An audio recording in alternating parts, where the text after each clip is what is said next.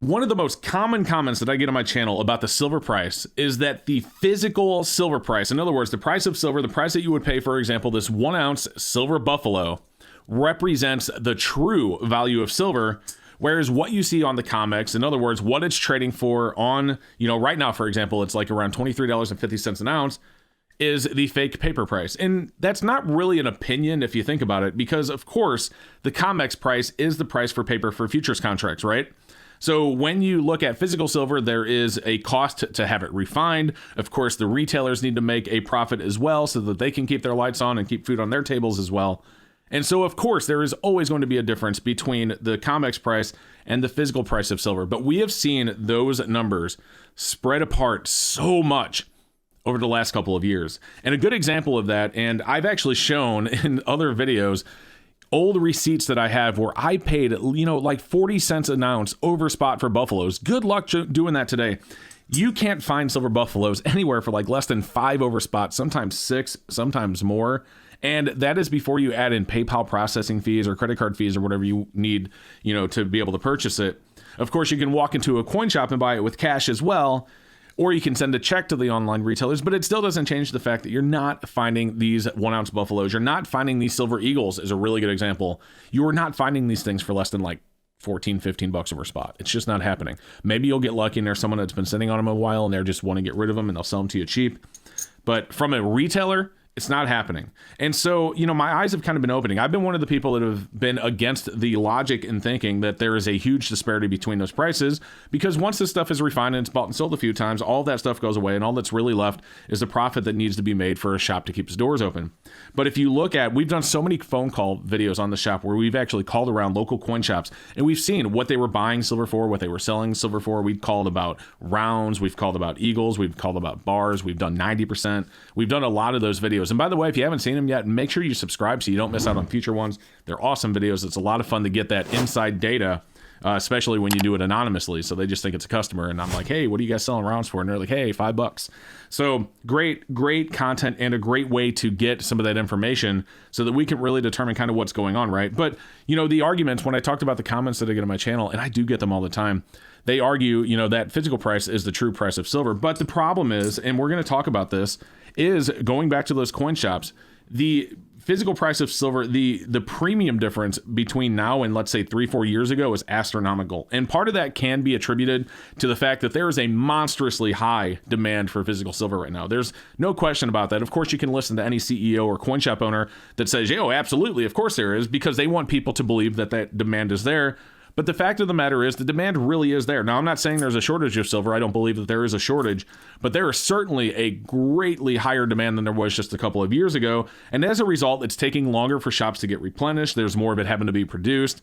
And, the premium, in other words, what you're paying over spot for this stuff is going up as a result. And, supply and demand, that is how an economy works. So what we're seeing right now, what we're seeing with these premiums is a huge supply and demand difference from what we had just a few years ago.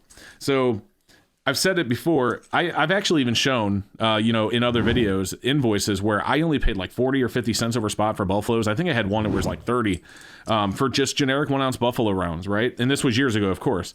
Now you can't buy them for $4 or $5 over any less than $4 or $5 over spot. I can't get them anywhere close to that. I miss those days, and spot was a lot lower back then. So man, I should have backed the truck up and just bought as much as I could.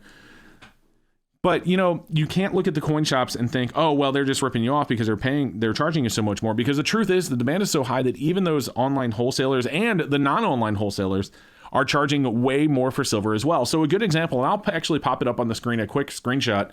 If you were to, let's say you're a local coin shop and you need to order in silver eagles.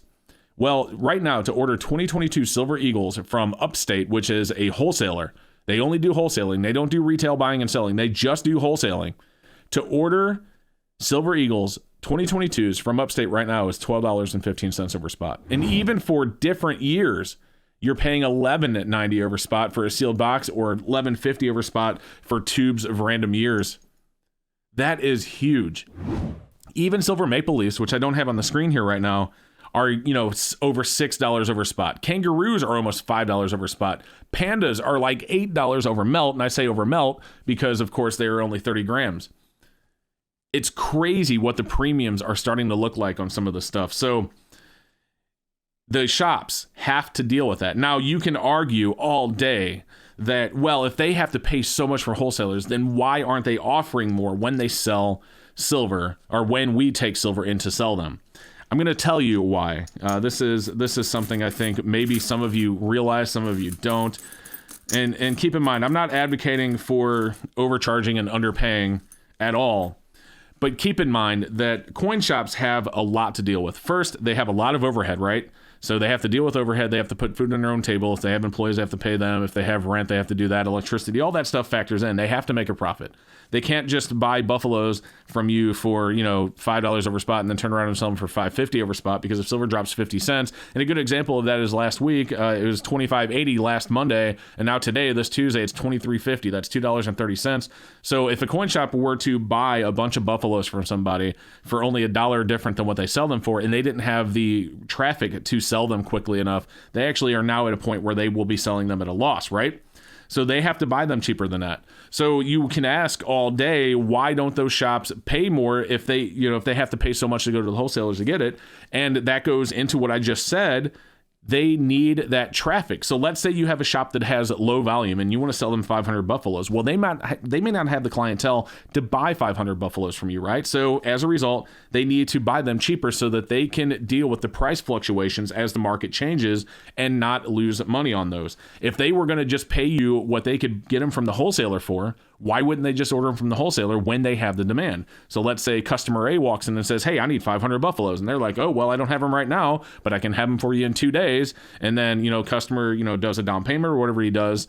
And in 2 days, he comes and pays the rest of it off. The spot's locked in. Nothing changes for the shop. They make their profit and move on. Why wouldn't they just do it that way? And they would. If they have to pay from the people that walk in with silver across the counter what they have to pay to the wholesalers, they just wouldn't buy it, because why not just buy from the wholesalers? And when you see wholesalers with astronomical premiums, you know that the demand for physical silver is sky high. It has to be sky high to support those numbers. So yeah, the physical silver price, and I know I got a little bit off base, but the physical silver price is definitely different than what you see on the comics. It's nowhere close. A few years ago, the physical silver price and the comic silver price were almost the same thing. All you were paying for was that little bit of premium that shops needed to keep the doors open, and the premium that it cost to produce the silver rounds, and that is it. Now we are actually paying the physical demand price. In other words, if you're not going to buy it for $5, oh well, the next guy that walks through the door will. And why are we seeing that physical demand? Well, I mean, there's a lot of people that don't feel very good about this economy and inflation. The demand for physical silver is sky high. We looked at March CPI of 8.5. That is 8.5% higher inflation than what we had just 1 year ago this month. So,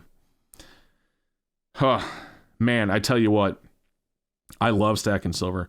And, there are so many more things I could say about silver. I think this video went kind of long, and I'm sure I lost a lot of interest from a lot of you.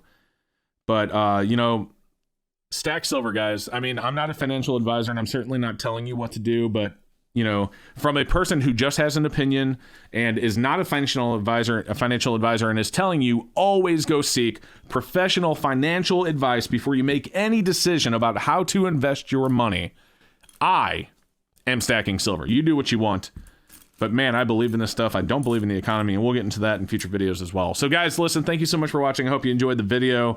I hope you enjoyed my little, my spiel there, if you will. If you did, do me a favor. Don't forget to go down below and make sure you're subscribed. It really helps me out, and I appreciate it.